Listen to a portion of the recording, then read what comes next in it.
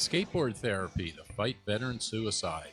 Benjie Manibog is here from Thrash-N-Raid, and 6 Feet Above is in studio.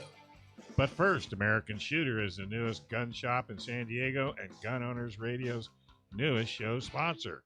If you're looking for a great gun shop for any of your firearm needs, go visit American Shooters. Tell Ernie you heard about them on Gun Owners Radio. They have a great selection of new, used, and consigned firearms.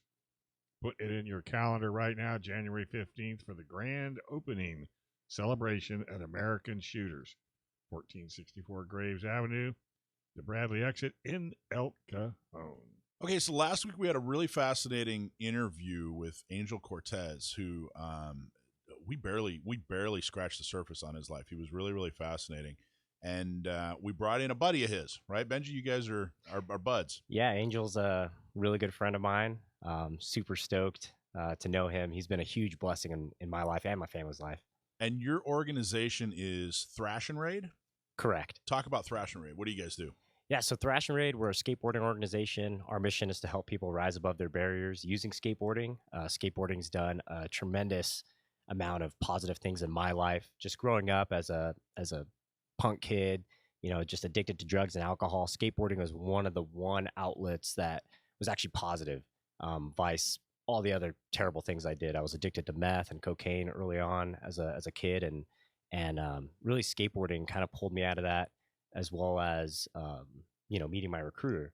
And then when I decided to get out after spending 15 and a half years in the military in the special operations community, Thrash-N-Raid was a way for me to give back and just not just serve veterans, but also to serve the at-risk youth community. We donate a lot of our boards to the youth and to veterans and to other programs like that. Okay, bunch of questions now. That's the whole. There's a bunch of questions. So let's start with let's actually go to your military career. So what did you do for the military?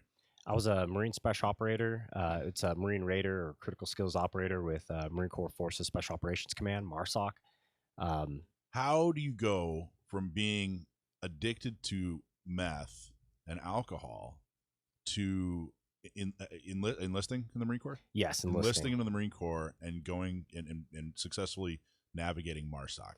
It was a change of mindset. Really, when I was growing up, I had a lot of very unfortunate things happen. And I'd say for a long time, I had the victim mentality. I said, man, look at all these bad things that are happening to me.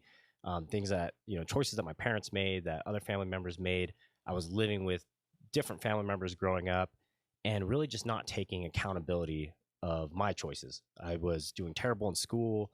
And a lot of it was, I could have done the right thing, but made an excuse and said, I'm going to do what I want to do, and I'm going to choose to be an adolescent. Wasn't thinking about the future.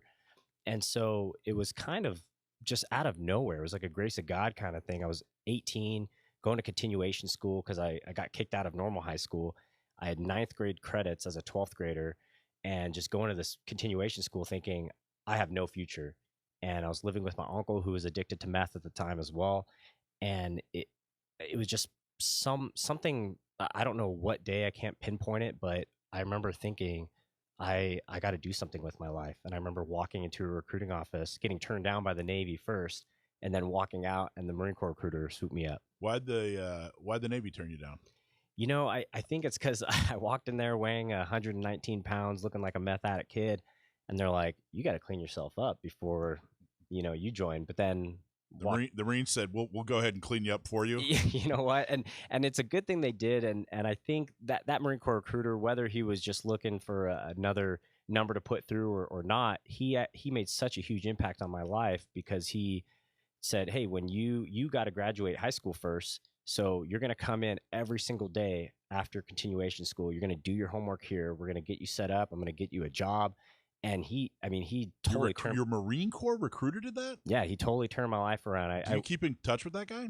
I don't, not regularly. And he went on to, do his career in the military as well. And, but I think you need to look him up. I think that's above and beyond. I don't think recruiters usually do that. No, definitely not. And I do talk to him every once in a while, and we keep in touch, especially on LinkedIn and on Facebook. But it's something that I I don't know exactly what brought me into the office. Yeah. You know, everyone just, I don't know if it was a gradual thing, but I can't remember back then whether it's drugs or something else, but it's just something clicked inside my head and said, I don't want to live this way anymore.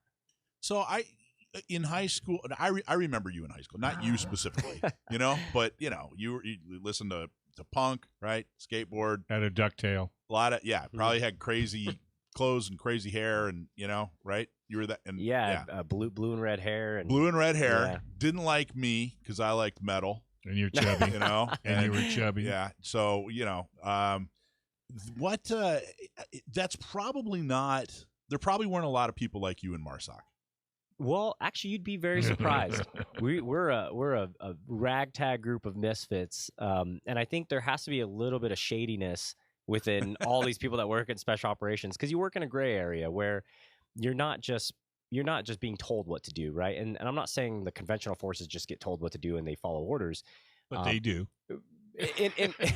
in a way. But on the special operations side, you have that freedom and that flexibility to think more critically and to have the freedom to make more decisions on your own as a small unit, right? And so in order to have that flexibility, some of the people have to be able to think outside the box, or just have a little bit more of a gray area type of mindset. And so you sometimes have some people in there that have had an interesting past, and I'm not going to say that they're doing shady stuff while they're in, but they come from an experience of knowing how to take risks, calculated risks, and knowing that they could overcome and persevere through anything, right? And That's an interesting perspective. So you're saying that maybe, you know, the straight-laced, gung-ho ROTC types probably stay in the conventional units, and you're a pirate basically. Right? Yeah. They need, the guys like you are probably attracted to a little bit more of the, you know, I don't know. And you're by a the big, seat of your pants. you were a kind of- big fan of second lieutenants too, I bet.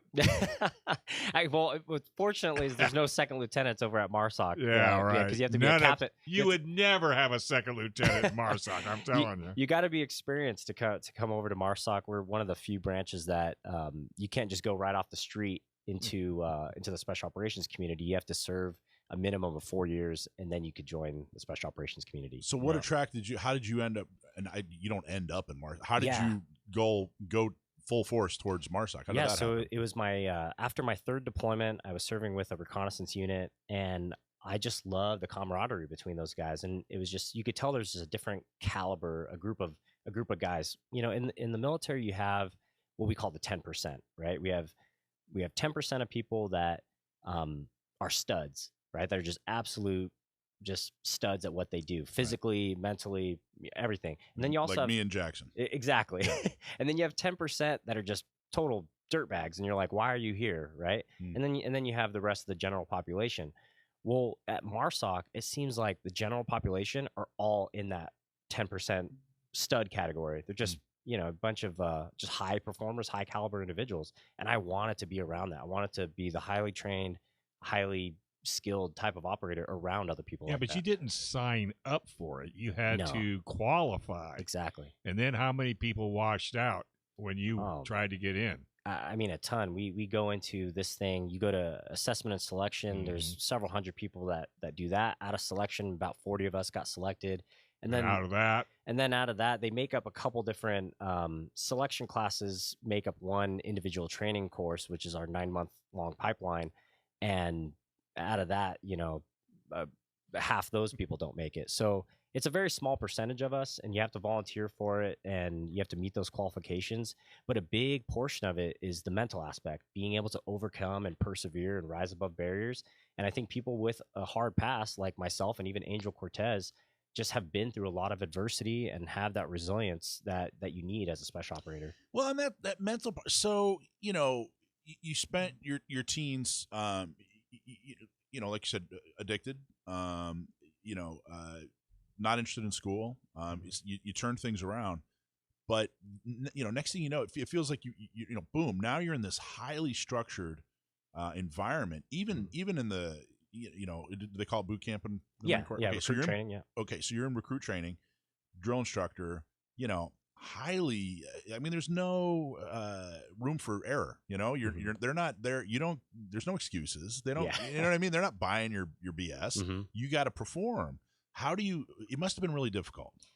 It was difficult at first, but at the same time, it's almost like you crave that, and especially as a young male that had no positive male role model up until my recruiter, I didn't have that person in my life that was just really mentoring me and showing me like how to be a man, right?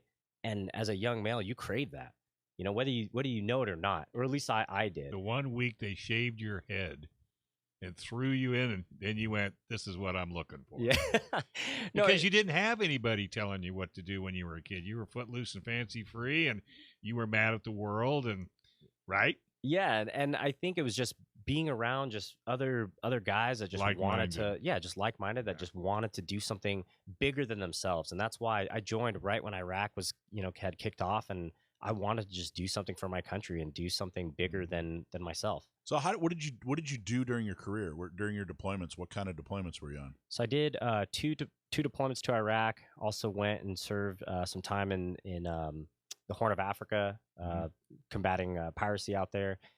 Spent time in Southeast Asia, and then my last deployment, I was in the Arabian Peninsula again, doing counterterrorism. So there had to have been a first time you were not on a base. You had a gun in your hand, and you were about to go. There were people out there that wanted to cause harm. There had to be that first time. I'm assuming you remember that. Do you remember that first time?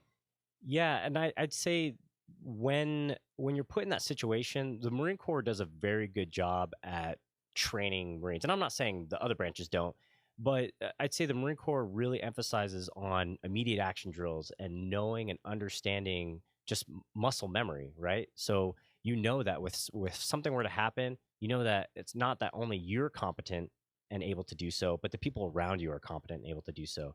And that's really one of the biggest reasons why I wanted to join the special operations community, is because when you're in the conventional side, you're like, I don't know if this guy to my left and right is gonna be able to do it because he's in that terrible 10%, right? But when you're at MARSOC, you know that everyone is high caliber. Interesting. All right. We're gonna take a quick break. This is. Oh wait, do I have to look for anything? No. We're gonna keep. We're proud to partner with the National Concealed Carry Association as a 10-ring partner. NCCA exists to serve the Second Amendment community by providing a nationwide network of 2A advocates. They offer elite self-defense and concealed carry training from the nation's top instructors, and they provide rock-bottom prices of the best selection of gear and accessories. Join them today. Members get great prices and free shipping. Learn more about them at nationalconcealedcarryassociation.com.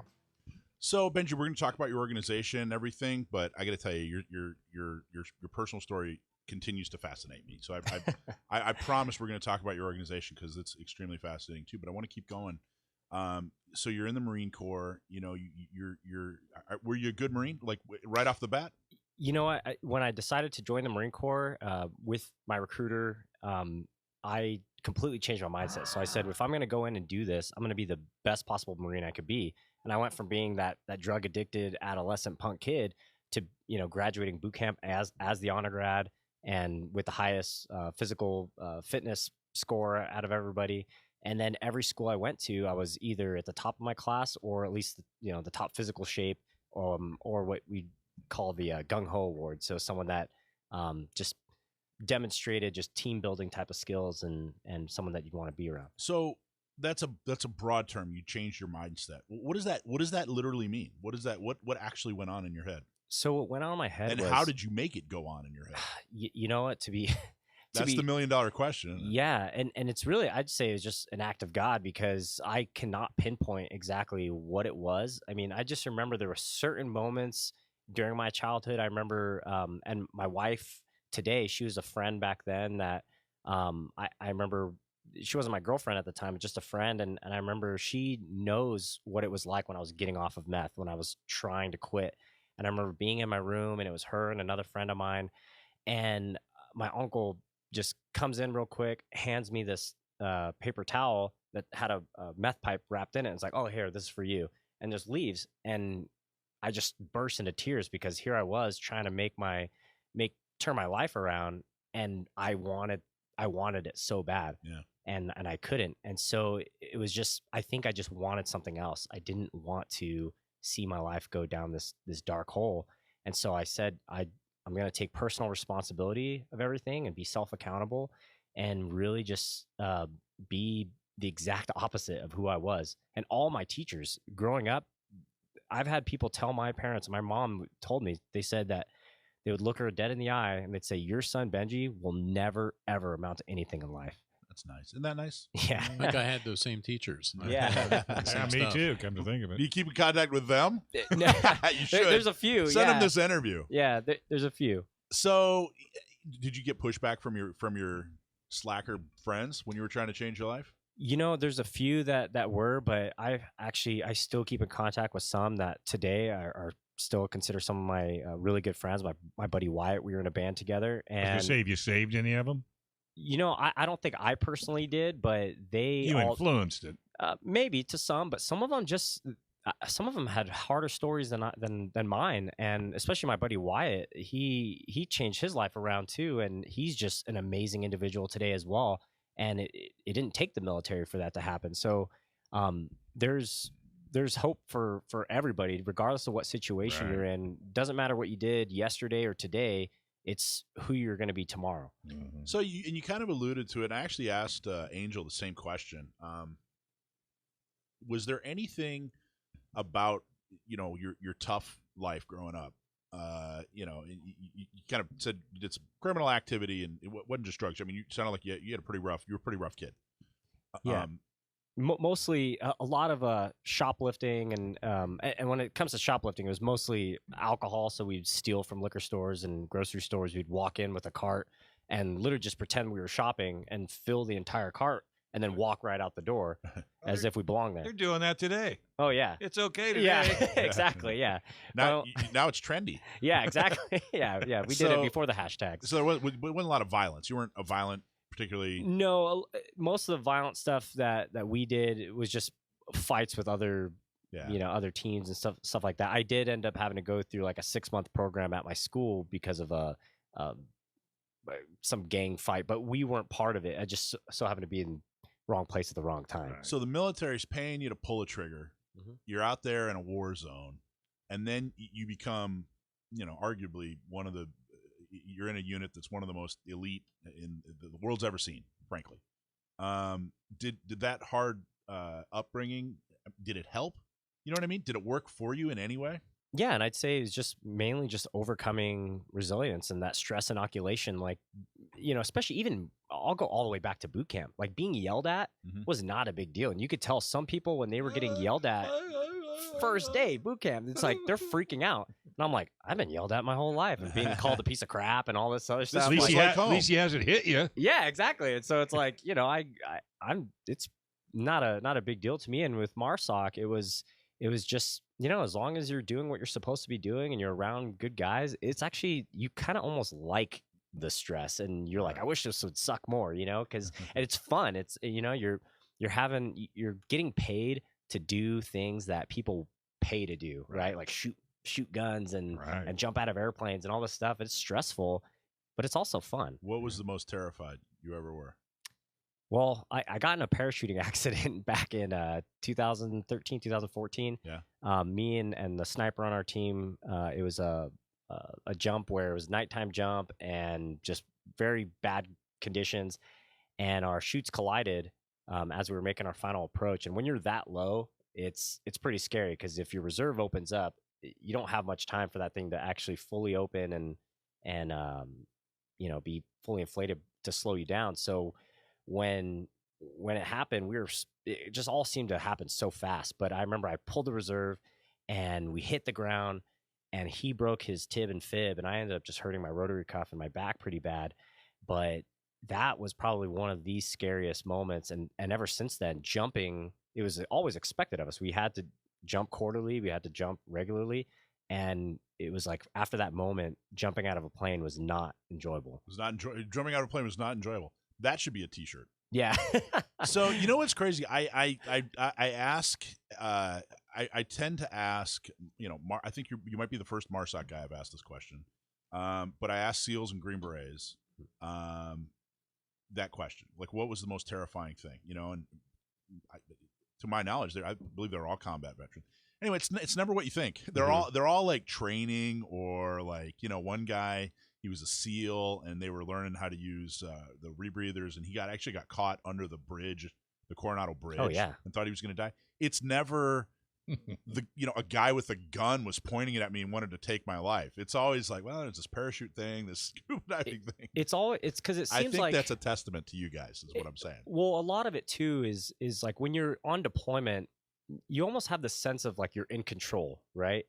Because it's not like when we were in Iraq or in Yemen or Somalia, or some of these other places that I've been, you're the baddest dude there, right? It's not like World War II where you're fighting in pretty much almost equal foe, right? Like you're fighting the Nazis, you're fighting the Japanese Imperial Army back then. I mean, we were losing, I think, 5,000 people, 5,000 Marines first day at Iwo Jima, right? In the Global War on Terror, we were the baddest dudes out there. We owned the night. We had the night vision. We had the best equipment, and we're out there fighting. A lot of times, I mean, a lot of the insurgents, they're not dumb by any means. They're building, IEDs, and they're using tactics against us, and they're smart people. But for the most part, you feel just that confidence. But when you're in training and some of these other scenarios where you're just out of your element and out of control, especially like if you're in a parachuting accident and you're relying on that equipment, or if you're in trapped underwater like that, that's scary. That's crazy, man. You ever look back in your life and just go, what in the heck? Yeah, there's times where I'm like, yeah, exactly. What was I thinking? So you said you were a Marine for 15. Well, you're always a Marine, right? I almost screwed up Marine, there. always a Marine. I almost screwed up there. You were in the Marine Corps. You were active duty for what, 15 and a half years? Yeah, 15 and a half. Why did you leave at 15 and a half? Well, it was actually very unexpected. I was planning on doing 20 years in. My wife ended up getting stage 5 kidney failure. Oh. So, and it's unfortunate. It runs in her family, and it hits them around their 30s. Her dad passed away from it. Her grandpa passed away from it. Her uncle has kidney failure as well.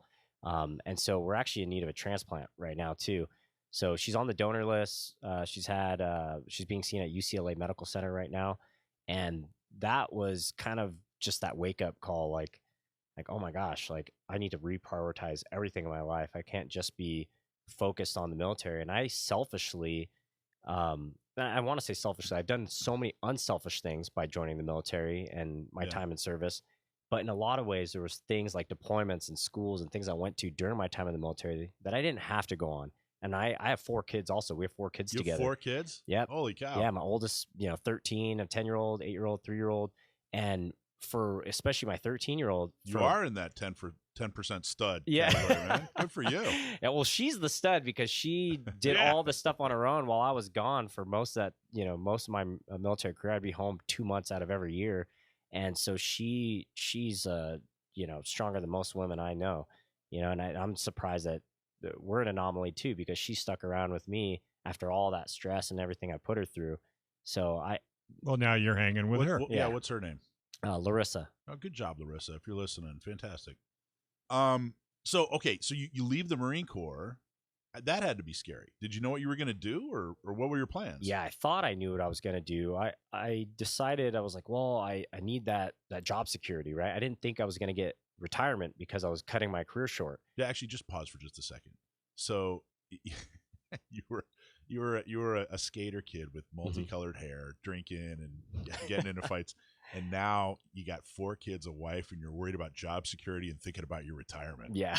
Whoa. And now you have black hair and you're a skater. And you hang around kids. Well, just 15 I used to have years later. I used to have blue hair a couple weeks ago, and I just recently dyed it back. Did you ever think you were going to be that guy, though, worried about job security, retirement, and 4 kids? No, not at all. I thought I was going to live fast and die young. And there's a joke that you either die a punk rock legend or you live long enough to wear one of those like scally cap looking.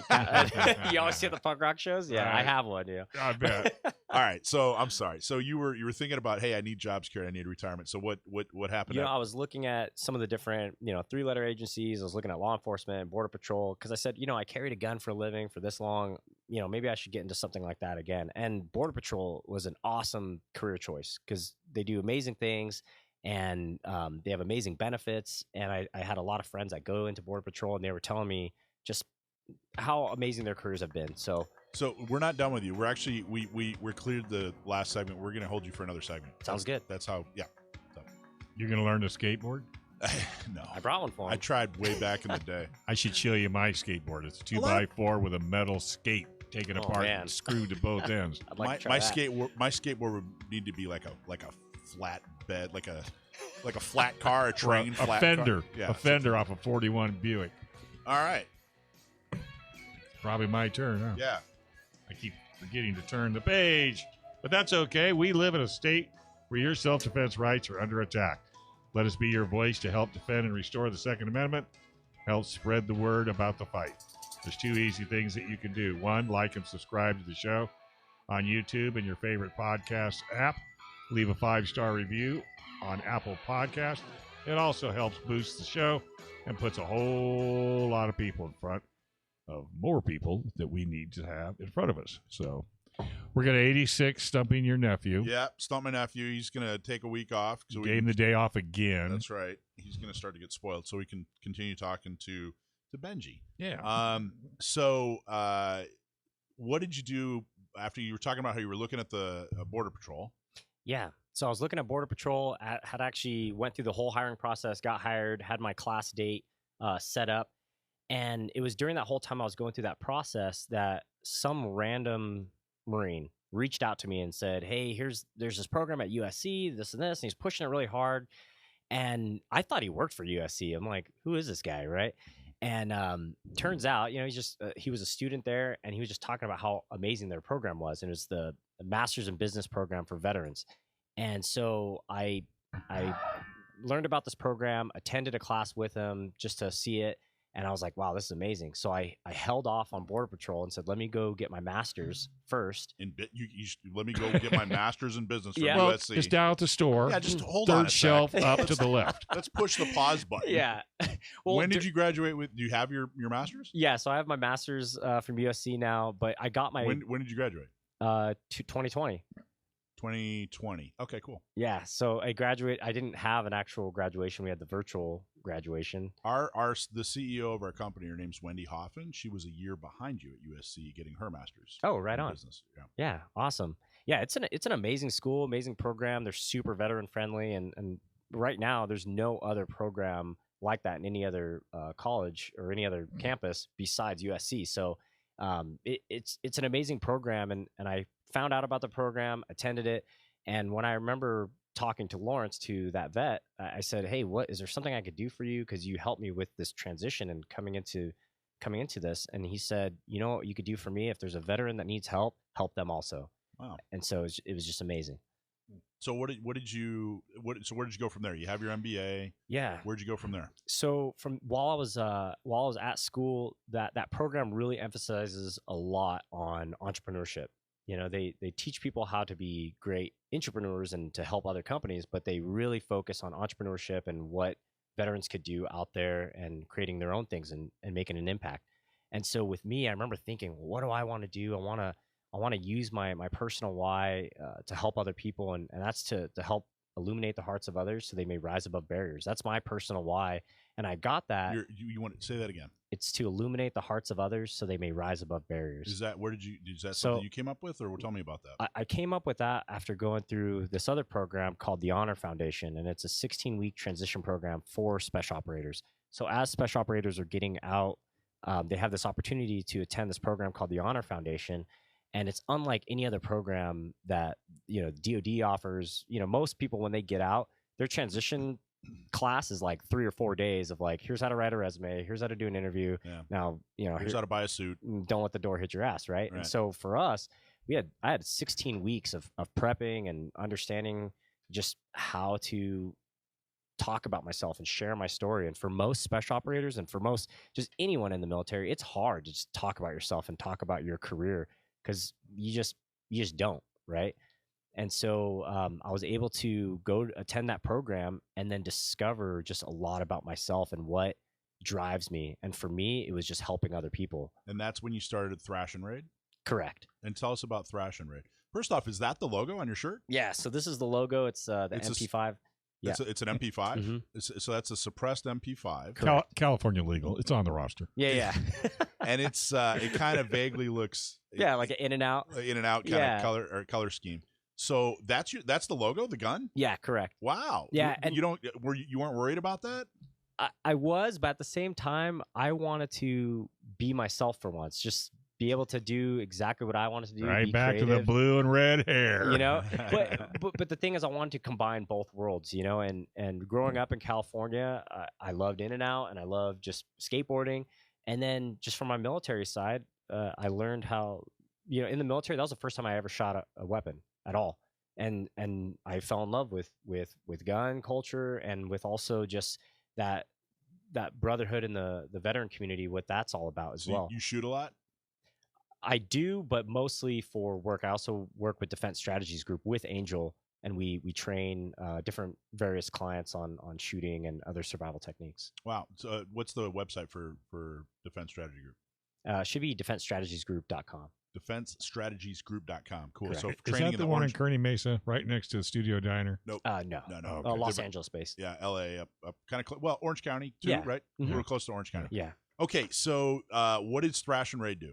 So Thrash-N-Raid, we design and create skateboards and apparel for skateboarding, and its big theme influence is military and, you know, just that gun type of culture, right? So a lot of people that buy our apparel and our decks are veterans, law enforcement, and people that you know, enjoy their Second Amendment rights.